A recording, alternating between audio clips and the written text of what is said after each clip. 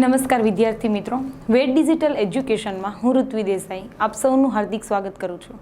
વિદ્યાર્થી મિત્રો, ધોરણ 6 વિષય સામાજિક વિજ્ઞાન, ચેપ્ટર નંબર 13 ભારત ભૂપૃષ્ઠ, આબોહવા, વનસ્પતિ અને વન્યજીવ, જેમાં આપણે ભૂપૃષ્ઠની માહિતી મેળવી.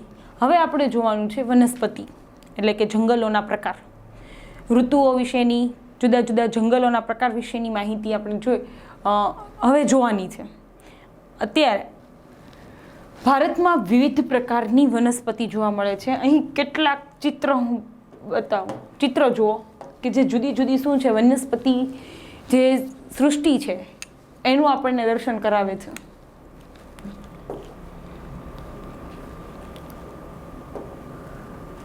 જુદા જુદા વૃક્ષો છે, એની આબોહવા, જે તે સ્થળના તાપમાન એના આધારે જોવા મળે. કાંટાળી વનસ્પતિ છે એ રણ પ્રદેશમાં જોવા મળે.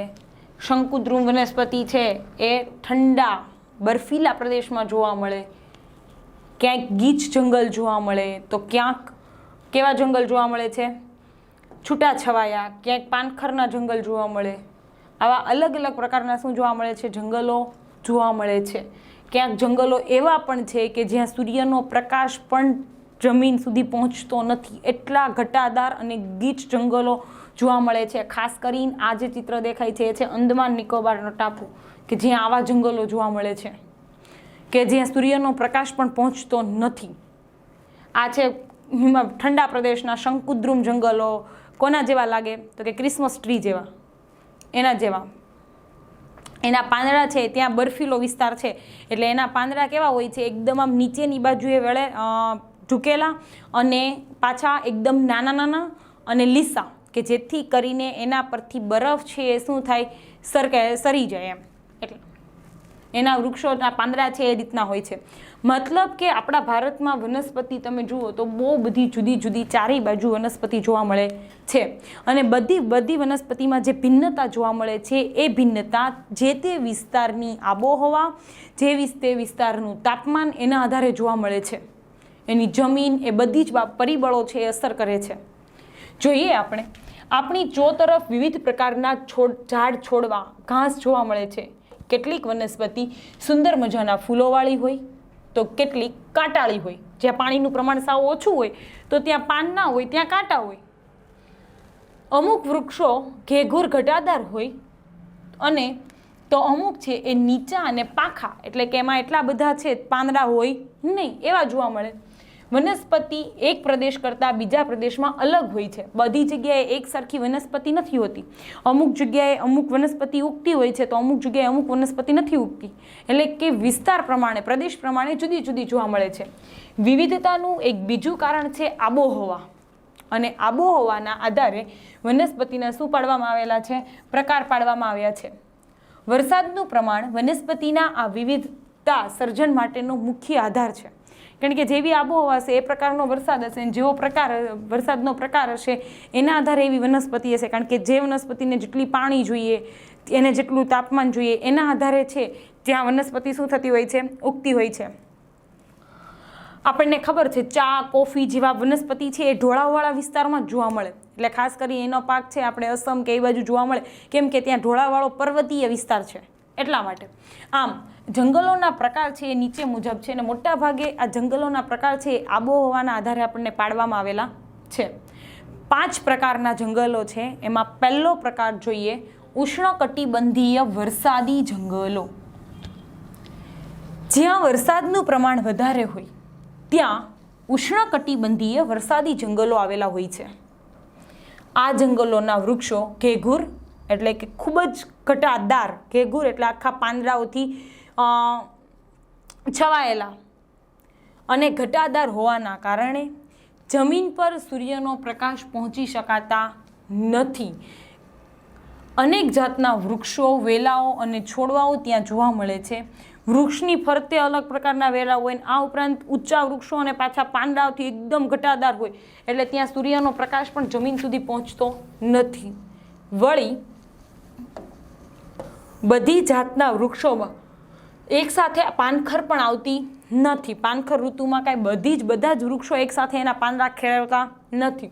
એટલે વર્ષભર આ જંગલો છે એ કેવા લાગે છે, આપણને લીલાછમ દેખાય છે. આ પ્રકારના જંગલો પશ્ચિમ ઘાટના કિનારા તરફના ઢોળાવમાં પટ્ટી રૂપે અને અંદમાન નિકોબારના ટાપુઓમાં તથા ઉત્તર ભારતના કેટલાક ભાગોમાં જોવા મળે છે. આના જેવા જંગલો હોય કે બારે માસ તમને આ આવું નવું જ દેખાય. કેમ કે પાનખરની ઋતુમાં અમુક વૃક્ષો પોતાના પાનને ખેરવી નાખે, બધા વૃક્ષો એક સાથે ખેરવી નાખતા નથી. ઘાસ, વેલાઓ અને આવા ઘેઘૂર વૃક્ષો આમાં છે એ જોવા મળે છે. જેમ કે આના જેવા કે આટલા બધા ગીચ જંગલો હોય તો સૂર્યનો પ્રકાશ ત્યાં પડે નહીં, નીચે જમીન સુધી પહોંચે પણ નહીં. મોહોગની, રોઝવુડ, નેતર વગેરે છે. નેતરની સોટી કે એટલે એમાંથી સોટી એટલે કે એવું બનાવવામાં આવે તો કે આ જે વૃક્ષો છે અહીં જોવા મળે છે. પહેલો પ્રકાર આપણે જોયો ઉષ્ણકટિબંધીય વરસાદી જંગલો. સેકન્ડ જોઈએ ઉષ્ણકટિબંધીય પાનખર જંગલો. આ પ્રકારના જંગલો છે, જો વરસાદી જંગલો છે ત્યાં વરસાદ વધારે પડે છે એટલા માટે ત્યાં એ બારે માસ લીલા જંગલો જોવા મળે છે. એના આધારે એનો પ્રકાર છે. એટલે એમાં આવશે મોહોગની, નેતર, રોઝવુડ વગેરે જેવા વૃક્ષો આવશે. હવે છે ઉષ્ણકટિબંધીય પાનખર જંગલો. તો કે આ જંગલો ભારતમાં ઘણા મોટા ભાગ પર આવેલા છે. આ જંગલો ઓછા ઘટાદાર હોય છે. તેમાં પાનખર ઋતુ દરમિયાન વૃક્ષો છે એ પોતાના પાંદડા શું કરી નાખે છે, ખેરવી નાખે છે. આથી તેને ખરાવ મોસમી જંગલો પણ કહેવામાં આવે છે. કેમ, જ્યારે પાનખરની મોસમ આવે ત્યારે શું કરે, વૃક્ષો પોતાના પાંદડા સાવ ખેરવી નાખે. સાગ, સાલ, વાંસ, મહુડો, લીમડો આ બધા વૃક્ષો છે એ ઉષ્ણકટિબંધીય પાનખર જંગલોમાં છે જોવા મળે. કે આ બધા વૃક્ષો છે એ શું કરે, પોતાના પાંદડા છે એ સમયાંતરે એટલે કે પાનખર ઋતુમાં શું કરી નાખતા હોય છે, ખેરવી નાખતા હોય છે અને ઓછા ઘટાદાર હોય આ વૃક્ષ. પછી છે ત્રીજો પ્રકાર. પહેલો પ્રકાર જોયો ઉષ્ણકટિબંધીય વરસાદી જંગલો, બીજો જોયો ઉષ્ણકટિબંધીય પાનખર જંગલો. હવે ત્રીજો જોવાનો છે સૂકા ઝાંખરાવાળા જંગલો. તો કે આ પ્રકારના જંગલો ઓછા વરસાદવાળા પ્રદેશમાં જોવા મળે છે. અહીં થતા વૃક્ષો કાંટાળા હોય છે. થોર, ખેર, ખીજડો, બાવળ, બોરડી અહીંયા ચિત્રમાં દેખાય છે. થોર છે, ખેર છે, ખીજડો છે, આ ખીજડો છે, આ થોર છે, આ ખેર છે, આ ખીજડો છે. પછી આ બાવળનું ઝાડ છે, આ બોરડી છે. આ બધા જંગલો છે એ શેના ઉદાહરણ છે, તો કે એ છે સૂકા ઝાંખરાવાળા જંગલો. ખાસ કરીને જ્યાં વરસાદનું પ્રમાણ સાવ ઓછું હોય ત્યાં સૂકા ઝાંખરાવાળા જંગલો જોવા મળે. રાજસ્થાન છે, હરિયાણા, પશ્ચિમ ઘાટના પૂર્વીય ઢોળાવ પર અને ગુજરાત, કચ્છ પ્રદેશ કે જ્યાં વરસાદનું પ્રમાણ છે, રણ વિસ્તાર છે એટલે વરસાદનું પ્રમાણ પણ ઓછું જોવા મળે, તો ત્યાં છે આ પ્રકારના જંગલો જોવા મળે છે.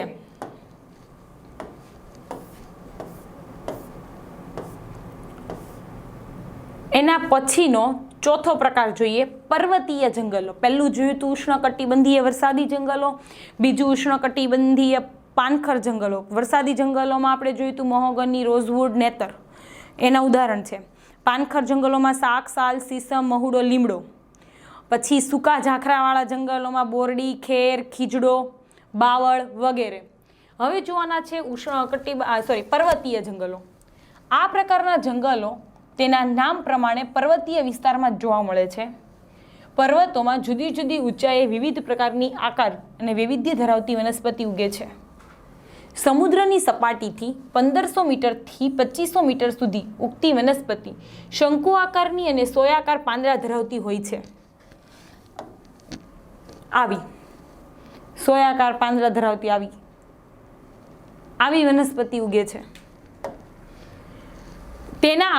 તેના આકાર પરથી તેને શંકુદ્રુમ વનસ્પતિ તરીકે ઓળખાય છે. ખાસ કરીને દેવદાર, ચીડ, પાઇન. દેવદાર, ચીડ, પાઇન. દેવદારનું ચિત્ર છે, ચીડ છે, પાઇન છે. આ વનસ્પતિ છે એ પર્વતીય જંગલોની વનસ્પતિ ગણવામાં આવે છે અને મેં કીધું એમ કે ઠંડા વિસ્તારોમાં આવી વનસ્પતિ જોવા મળે. કેમ કે ત્યાં બરફીલું બરફ હોય, બરફ પડતો હોય, એના કારણે બરફ છે એના પાંદડા પર રહે અને એ નીચે સરી જાય. એટલા માટે એના પાંદડા છે ને એકદમ લાંબા અણીવાળા હોય અને પહોળા ન હોય, પતલા પતલા હોય, લાંબા હોય, અણીવાળા હોય, આના જેવા. અને પાછા શું થાય, એના પર લીસા હોય એકદમ, એટલે છે ને એના પરથી સરળતાથી બરફ શું થાય, સરકી નીચે સરી પડે. મેનગ્રુવ જંગલો 5મો પ્રકાર છે.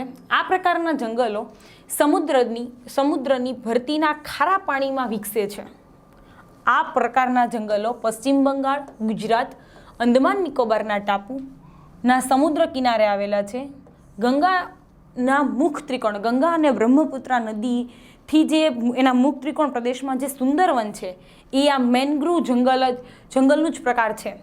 ત્યાં કયા નામના વૃક્ષો જોવા મળે છે? સુંદરી નામના વૃક્ષ જોવા મળે છે. અહીંયા રહ્યું, ત્યાં સુંદરી નામનું વૃક્ષ જોવા મળે છે. અને ગુજરાતના સમુદ્ર કિનારે જે જંગલો છે, દલદલીય જંગલો છે, ત્યાં ચેરના વૃક્ષ જોવા મળે છે. અને આ જંગલના જે વૃક્ષો છે એનો ઉપયોગ છે મોટાભાગે બળતણ તરીકે થાય છે. મેનગ્રુવ જંગલો તો કે દરિયાના સમુદ્રની ભરતીના ખારા પાણીમાં જે જંગલો વિકસે છે એને મેનગ્રુવ જંગલો કહેવાય છે. આ જંગલો પશ્ચિમ બંગાળ, ગુજરાત, અંદમાન નિકોબારના ટાપુઓમાં આવેલા છે. ગંગા નદીના જે મુખ ત્રિકોણ પ્રદેશમાં આવેલું જે સુંદરવન છે એ મેનગ્રુવ જંગલનું ઉદાહરણ છે. ત્યાં સુંદરી નામના વૃક્ષો જોવા મળે છે. અને ગુજરાતના દલદલીય વિસ્તારમાં જે જંગલ છે તેમાં ચેર નામના વૃક્ષો જોવા મળે છે. અને સ્થાનિક લોકો તેનો ઉપયોગ મોટાભાગે શેના તરીકે કરે છે? બળતણ તરીકે કરતા હોય છે. હવે આપણે જોવાનું છે જંગલોનું મહત્વ. જંગલોનું છે ને ઘણું મહત્વ છે.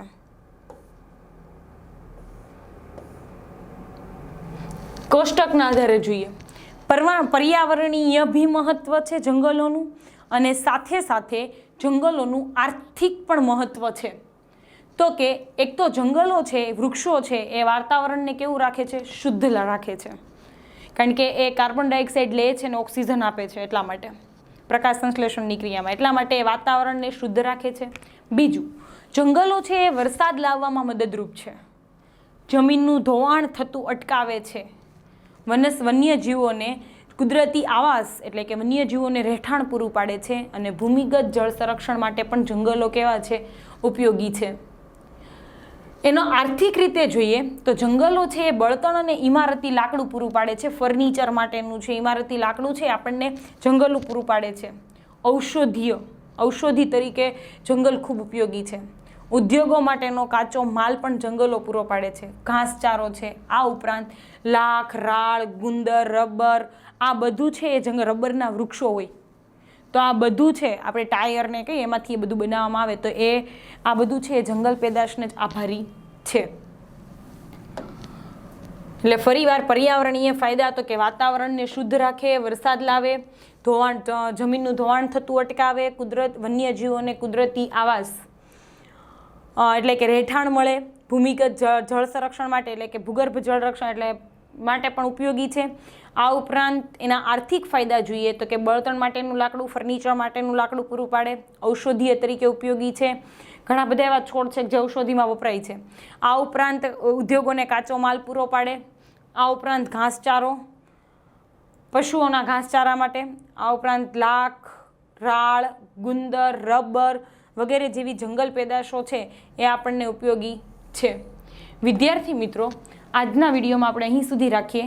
હવે આપણે આના પછીના વિડીયોમાં માહિતી જોશું ભારતનું વન્યજીવ. Thank you.